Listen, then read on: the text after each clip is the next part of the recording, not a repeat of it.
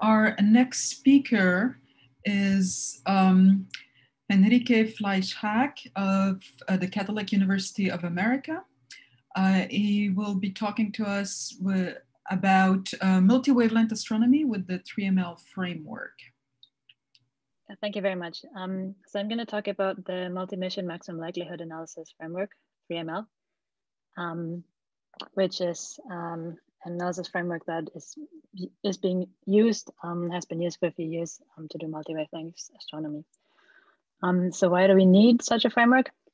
So here's just a recent example from a paper that was published about 2 years ago from follow-up observations where people were looking for a counterpart for an ice cube neutrino flare.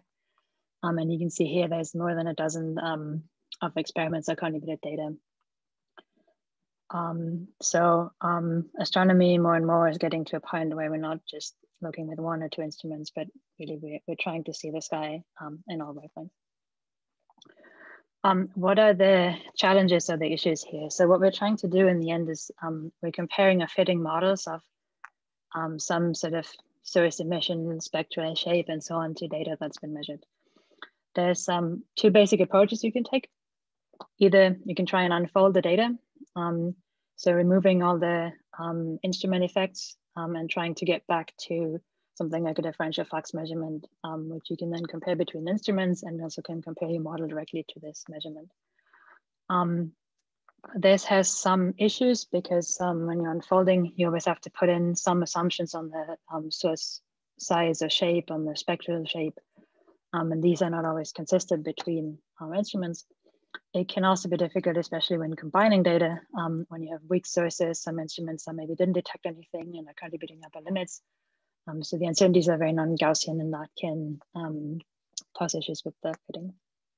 And last but not least, when you're combining data from instruments that have different angular and energy resolution, it can be challenging because potentially one instrument could resolve multiple sources, while another one may not be able to do that.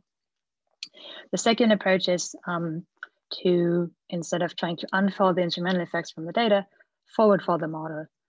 So from the model, calculate the predictions for lower level data, such as photon counts per energy plane or something like that. And then do the fitting in this count space. In that case, the model assumptions are always made explicit.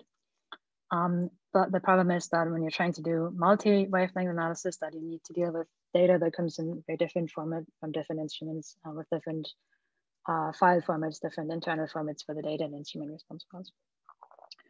I'm going to talk about this second approach, the forward folding, from now on. There are several different packages that do this. They all have slightly different approaches. There's probably more, so I'm mostly focused on the gamma ray side of things because that's what I'm personally interested in. There's probably others that I'm not aware of. For the gamma ray specific ones, I also encourage people to check out the poster and the BOF sessions that I mentioned here on the slides. I'm going to talk about, like I said, threeML, which is a Python-based program, which depends on the scientific Python packages and is able to read in data from different instruments in their native instrument-dependent format. So the workflow of threeML is that we're doing this likelihood fitting. So we're starting with a model and then some starting values. This model is then handed to different plugins for each different instrument that you want to use data from. The plugins do all the heavy lifting. They calculate the predicted, they read in the data files, they convolve the models with the instrument response files, calculate predicted counts, calculate the likelihood. In the end, all the likelihoods are handed back to the minimizer, just combined, and then the minimizer decides where to step through, how to change the parameter values, and try and find a maximum likelihood, which will then give us the best fit parameters. And this is set up in a very flexible way so that all the data specific stuff is encapsulated in these plugins. For the modeling of the astronomical sources, we're using astromodels, which is also developed and maintained by the same developers as threeML. An astromodel's model can contain 1 or more sources. These sources can have a spatial shape or it can be point sources. They can have spectral components, 1 or several, optional polarization. The shape can also be energy dependent. We provide a bunch of different functions that describe commonly used spectra or shapes. You can also have functions that are physical shapes, physical spectral shapes by wrapping around other modeling programs. And users can also easily provide their own functions. Astromodels is also able to link parameters between sources in a very flexible way with arbitrary functions, and everything can be streamed to disk in YML format. It also supports time-dependent parameters, and there's some convenience functions to generate models from extended catalog, for example, the FGL catalog of gamma ray sources from Fermilab.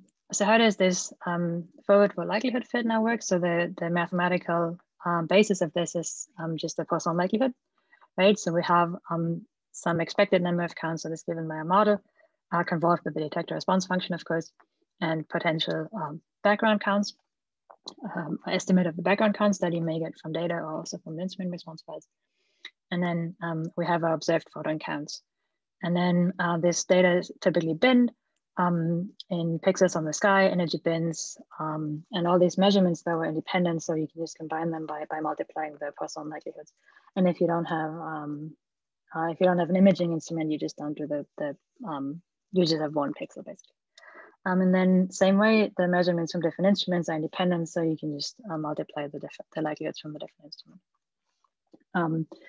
And then we typically use likelihood ratio tests where the equation is given below to compare different models, for example, to measure the significance with which we detect a certain source or a spectral feature. The plugins, like I said, they do all the heavy lifting. Currently, we have plugins supporting Hawk gamma ray, the Hawk gamma ray telescope, which is the TeV instrument, Fermilab, which is a GeV gamma ray instrument, FemiGBM, Swift XRT, and all OGIP compliant instruments, and then Polar, and also some plugins for general photometric data. Or you can provide general spectral density or spectral flux points with chi-square likelihood. So you have to make sure that that your uncertainties support that.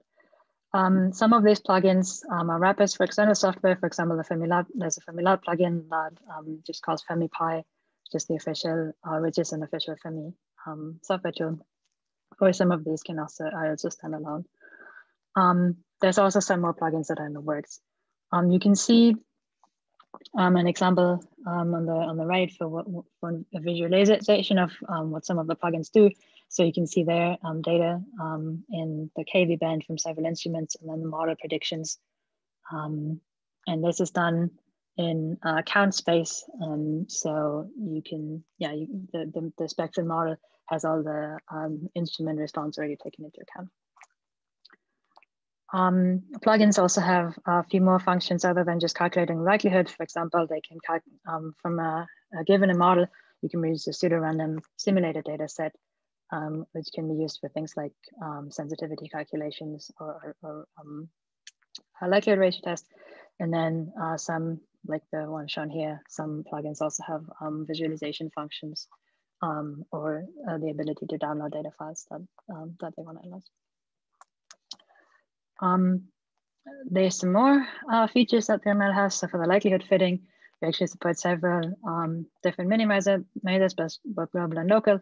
They are, again, also realized via plugins, so you can also easily rate a plugin for an external minimizer that you'd like to use.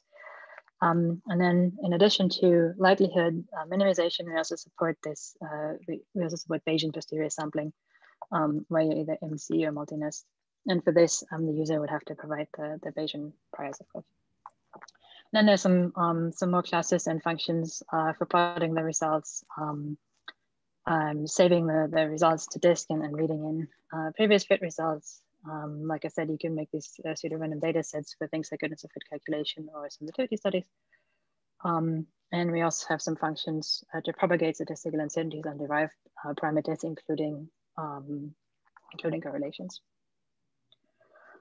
So the current status is that threeML, like I said, it's a robust and flexible framework for multi-wavelength data analysis that's being used for analysis from Hawk, in the TV, came right down to many other wavelengths.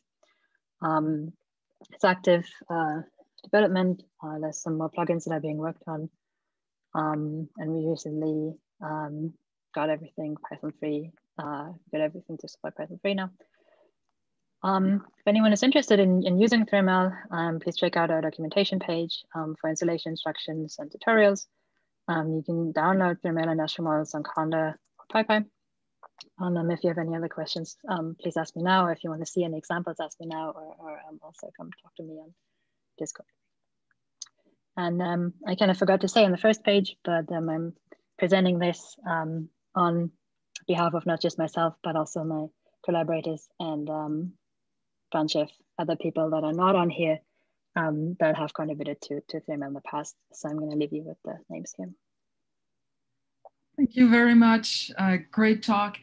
Do we have any questions from the audience? Here we go. One came in. About threeML. Oh, it's a long one. If you use individual count information for the fitting, does this mean that if you are simultaneously fitting, say, X-ray data together with optical data, you need to provide some sort of event file for the optical data, where each count has an arrival time and energy? This seems unfeasible, but I might have misunderstood. Now for the optical plugin, I think it just supports magnitudes. Also the time dependence, we typically we typically use time integrated counts. If you want to do time dependent, you would do it in time bins. But for the optical plugins, they just use magnitudes, I think.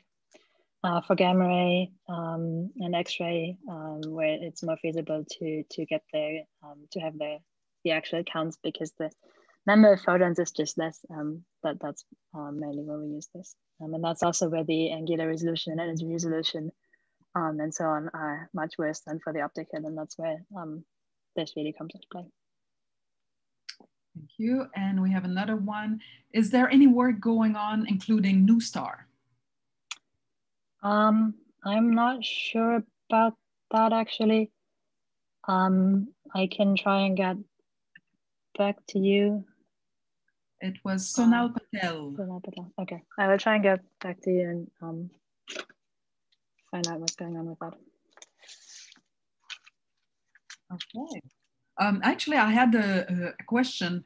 The plugins, are people able to write their own plugins? So if somebody came in and said, I want to write plugins for this, yes. Is there documentation and process? Yes, there is some documentation. I think there's one tutorial on the webpage also that works, that talks about that. The documentation is not in all cases as thorough as we would have wanted, but there's definitely documentation. Some of the plugins, for example, the Hawk plugin is a standalone package. Hawk Hell that we're using right now is a standalone package that was written though by people that were also involved with the threeML. So if someone would like to write their own plugin, that's perfectly possible to do so, and they are also welcome to contact us, me and the other developers, and ask for pointers. Okay, thank you.